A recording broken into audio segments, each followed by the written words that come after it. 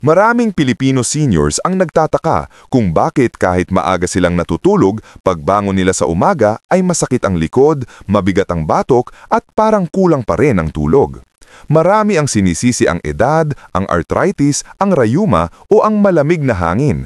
Ngulit ayon sa mga pag-aaral, malaki ang epekto ng posisyon sa pagtulog sa kalidad ng pahinga at sa pangkalahatang kalusugan. Sa kulturang Pilipino, madalas pa ngang may sariling mga nakasanayan. May natutulog na nakadapa dahil sanay na mula nung kabataan, may natutulog na halos nakaupo dahil sa hika o baradong ilong, at may natutulog na nakatagilid ng mali ang pagkakaayos ng katawan. Pero kung lampas edad 60 ka na, mas sensitibo na ang mga kasukasuang sumusuporta sa iyong katawan at mas madali na ring naaapektuhan ng sirkulasyon, paghinga at blood pressure. Maraming pag-aaral mula sa sleep research institutions ang nagsasabing ang maayos na sleeping position ay nakakatulong magpababa ng panganib sa sleep apnea, igsi ng paghinga, acid reflux, pananakit ng likod at sobrang pagkahapo. Sa Pilipinas, lalo itong mahalaga dahil karamihan sa ating mga lolo at lola ay may iniindang arthritis, high blood pressure, diabetes at madalas ay may hika o baradong ilong kapag malamig ang gabi. Kaya napakahalaga ng pag-unawa kung alin ang nakakasira at alin ang nakakatulong sa ating pagtulog.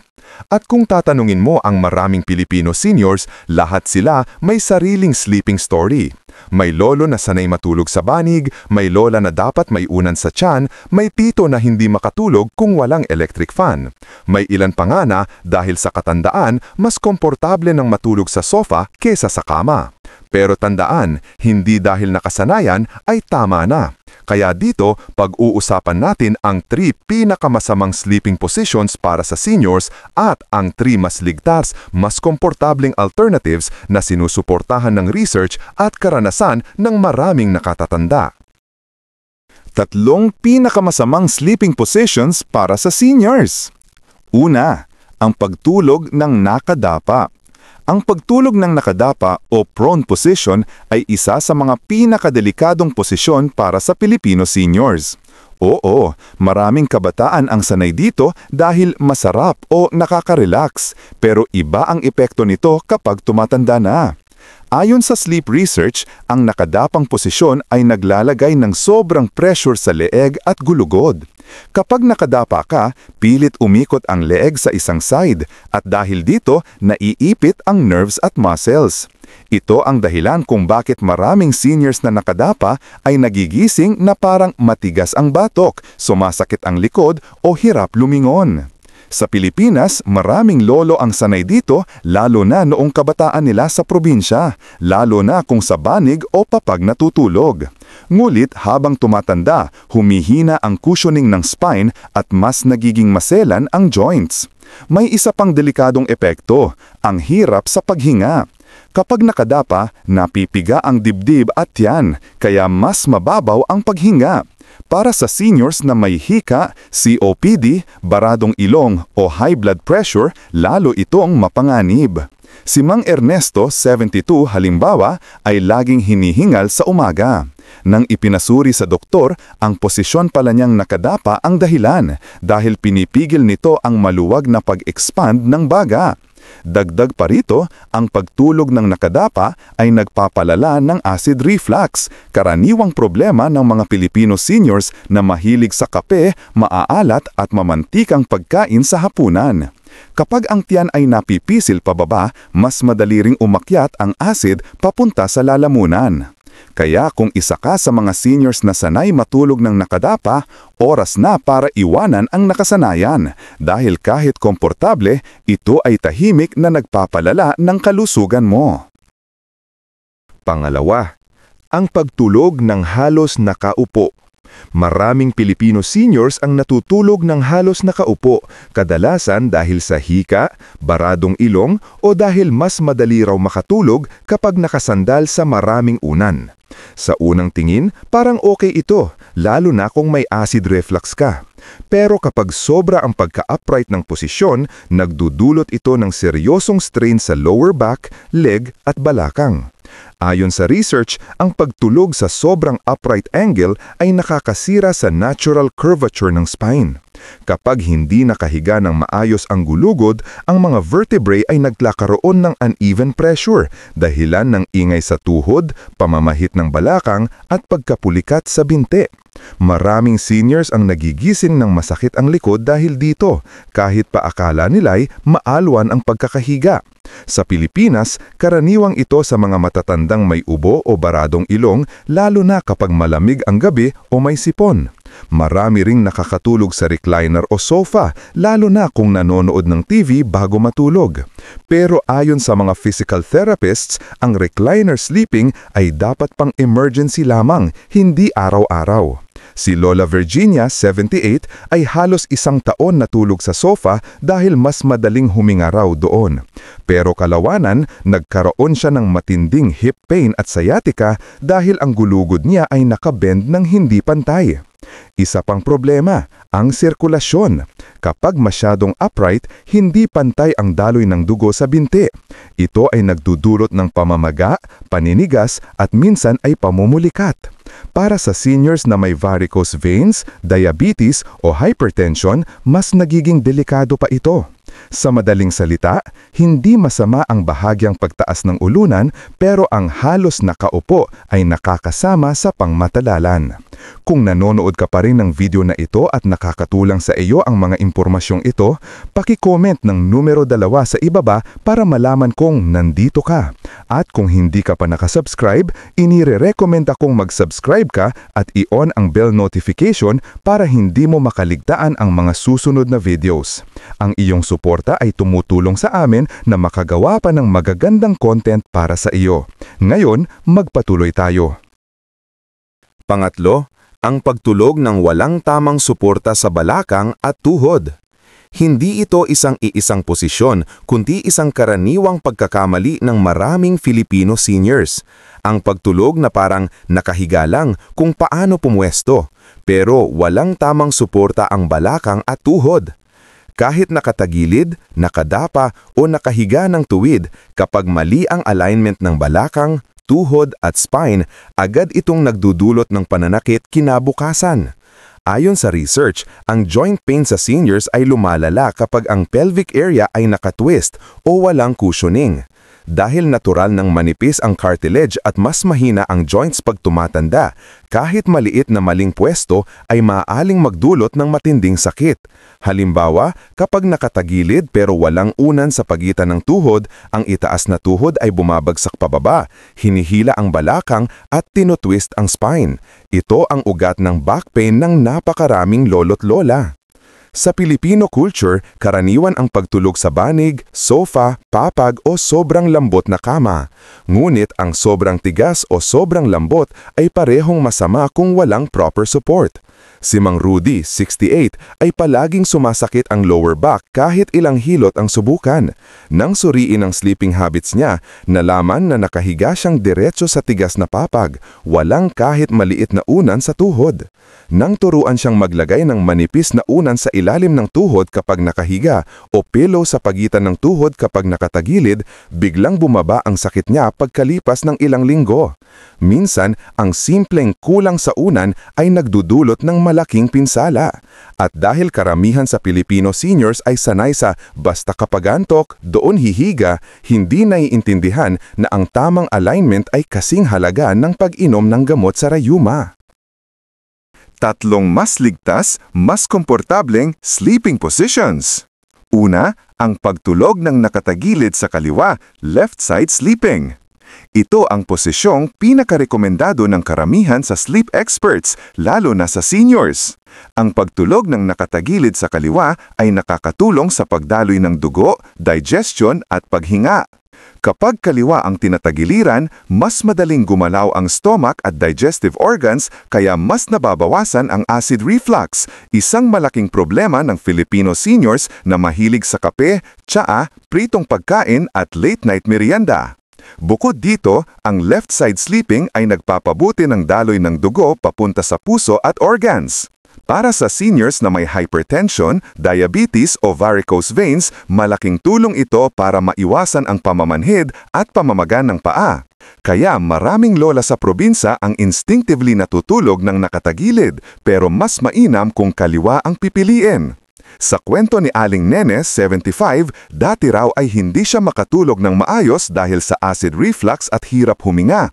Pero nang turuan siya ng doktor na humanap ng tamang unan at subukan ang left side position, bigla raw gumaan ang pakiramdam niya. Ayon sa sleep specialists, mas mataas ang airway opening kapag nakatagilid kaysa nakadapa o nakatahiya.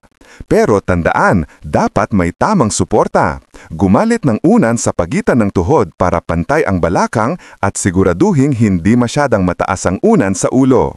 Kailangan pantay ang spine, leeg at balakang para walang pressure sa muscles at nerves. Sa Filipino culture, marami ang natutulog sa banig o papag. Walang problema ito basta't may padding o manipis na foam para hindi sumakit ang balakang at siguraduhing may sapat na unan para sa tamang alignment. Ang mahalaga ay ang consistent na pagpili ng posisyon na nagbibigay ginhawa at proteksyon sa katawan. Pangalawa, nakitihaya na may suporta sa tuhod o supported back sleeping. Ang pagtulog ng nakitihaya ay isa sa healthiest positions pero hindi ito epektibo kung walang tamang suporta. Para sa Filipino seniors, ang pinakamagandang bersyon nito ay ang supported back sleeping, kung saan may maliit na unan sa ilalim ng tuhod para alisin ang pressure sa lower back. Kapag nakitihaya at may suporta ang tuhod, nasa natural position ang spine. Ibig sabihin, hindi pilit ang likod, hindi naiipit ang nerves, at hindi sumasakit ang balakang. Napakaganda nito para sa seniors na may chronic low back pain, sciatica at osteoarthritis, karaniwang problema ng maraming Pilipino. Ayon sa research mula sa Spine Institute, ang paglalagay ng pillow sa ilalim ng tuhod ay nakakapagpababa ng spinal pressure ng hanggang 30%. Kaya hindi nakapagtataka na marami sa mga physical therapists sa Pilipinas ay ito ang unang nirerekomenda sa matatandaan may back pain. Sa karanasan ni Tatay Pilo, 71, halos araw-araw siyang sumasakit ang likod pagbangon. Akala niya ay dahil sa edad o pagod. Hanggang sa tinuruan siya ng anak niyang PT na gumamit ng maliit na unan sa tuhod at low pillow sa ulo. Pagkatapos ng 2 linggo, halos nawala ang sakit niya. Ang back sleeping ay nakakatulong din sa pag-iwas sa facial wrinkles at neck strain dahil pantay ang bigat ng ulo. Pero ang importante ay suporta. Kung walang pillow sa tuhod, pwede itong makasama dahil nag-arch ang lower back.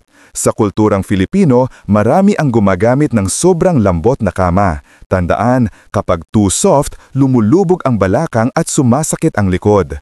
Mas mainam ang medium firm mattress o banig na may manipis na foam.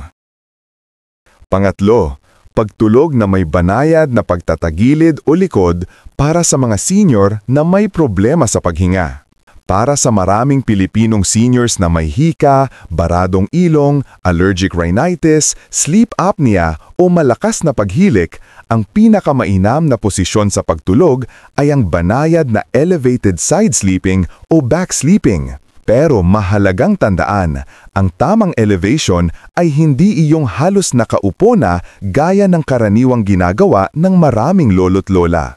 Ayon sa respiratory sleep research, ang ideal elevation ay nasa 20 to 30 degrees lamang. Ito ang anggulong napatunayan na sapat para huwag magsara ang airway, mabawasan ang pagkolaps ng lalamunan at mapabuti ang daloy ng hangin habang natutulog. Sa ganitong anggulo, hindi pinipilit ng katawan na mag-adjust kaya mas relaxed ang leeg, balikat at dibdib. Pwede itong makamit gamit ang adjustable bed, wedge pillow o kahit simpleng paglalagay ng unan sa likod basta't hindi sobrang taas o sobrang lambot. Isa ito sa mga problema sa maraming tahanang Pilipino. Madalas gumagamit ng makakapal at malambot na unan kaya lumiliko ang leeg, naiipit ang daanan ng hangin at mas lumalala ang paghingal o paghingal sa gabi. Ipinapakita sa mga pag-aaral na kapag mali ang alignment ng leeg at likod, bumabara ang airflow at tumataas ang risk ng choking episodes lalo na sa may sleep apnea. Sa Pilipinas, karaniwan din ang pagtulog ng maraming kumot, kulambo at unan. Minsan ay mas mainit kesa komportable. Kapag sobra-sobra ang nakapatong, mas bumibigat ang dibdib at humihirap ang paghinga, lalo na sa may hika o COPD, Chronic Obstructive Pulmonary Disease. Ayon sa clinical observations, ang gentle elevation habang natutulog ay nakakatulong para maiwasan ang airway collapse, pabagalin ang pag-atake ng hika sa gabi, at bawasan ang biglaang pagkagising dahil sa paghingal. Isang magandang halimbawa si Lola Feli, 80. Halos gabi-gabi raw siyang hinihika at sanay siyang natutulog ng halos nakaupo dahil akala niya iyon ang pinakamadaling paraan para huminga. Pero nang palitan ng una ng wedge-type pillow at tinuruan siyang matulog sa left side elevated position, unti-unti raw gumaan ang paghinga. Makalipas ang ilang linggo, napansin niyang hindi na siya nagigising sa madaling araw dahil sa paghingal at mas mahaba ang tulog niya. Para rin ito sa mga seniors na madalas ma-acid reflux. Ipinapakita ng gastroenterology research na kapag bahagyang elevated ang ulo at dibdib, mas hindi umaakyat ang asido mula sa tiyan, kaya mas mahimbing at mas ligtas ang tulog. Para rin ito sa mga seniors na madalas ma-acid reflux. Ipinapakita ng gastroenterology research na kapag bahagyang elevated ang ulo at dibdib, mas hindi umaakyat ang asido mula sa tiyan, kaya mas mahimbing at mas ligtas ang tulog. Pangwakas na kaisipan. Ang pagtulog ay hindi lamang simpleng paghiga at pagpikit. Para sa Filipino seniors, ito ay pundasyon ng lakas, sigla at pangmatagalang kalusugan. Sa edad na lampas 60 o 70, hindi na pwedeng bahala na kung paano makatulog. Kailangan ng maging mas maingat, mas may alam at mas handang baguhin ang nakasanayan. Dahil ang maling sleeping position ay tahimik na pumapaikli ng buhay. Kung isa kang senior na sanay sa posisyong nakadapa, halos nakaupo, o kulang ang suporta sa balakang at tuhod, tandaan, hindi pa huli ang lahat. Marami ng Filipino seniors ang nagbago ng sleeping habits at naggulat sa laki ng gininghawa. Mas magaan ang paghinga, mas kaunti ang sakit sa likod, mas energized pagbangon, at mas maliwanag ang pakiramdam tuwing umaga. Ang tatlong mas mabuting posisyon, pagtulog sa kaliwang bahagi, pagtulog na may suporta sa likod, pagtulog na may nakataas ang gilid/likod, ay hindi lamang tips. Ito ay mga practical na gabay na sinusuportahan ng siyensya at ng tunay na karanasan ng mga lolo't lola sa ating kultura. Sa Pilipinas, kung saan normal ang mga rayuma, alta presyon, diabetes at baradong ilong sa gabi, napakahalaga ng tamang posisyon para manatiling malakas at ligtas. Tandaan, hindi mo kailangan ng mamahaling kama o imported na unan. Ang kailangan mo ay tamang kaalaman at konting adjustment. Isang maliit na unan sa tuhod, tamang taas ng ulo o pagpili ng kaliwang tagiliran, minsan yan na ang kaibahan ng sakit at ginhawa, hirap at himbing, pagod at sigla. Kaya sa ating mga mahal na Filipino seniors, pangalagaan ang inyong pagtulog dahil ito ang nagbibigay ng dagdag na taon, lakas at buhay. Alagaan ang katawan, ayusin ang posisyon at bigyan ang sarili ng pahingang tunay na nagbabalik ng sigla. Dahil ang maayos na tulog ay hindi lang pribileyo, ito ay karapat-dapat para sa lahat ng patuloy na lumalaban sa buhay. Kung nagustuhan mo ang video na ito at nakatulong ito sa iyo, mangyaring i-like, mag-subscribe at i-share. Ang inyong suporta ay tumutulong sa amin na patuloy na gumawa ng magagandang content upang kayo ay mabigyan ng kaalaman at inspirasyon. Salamat sa panonood at inaasahan naming makita kayo sa susunod na video.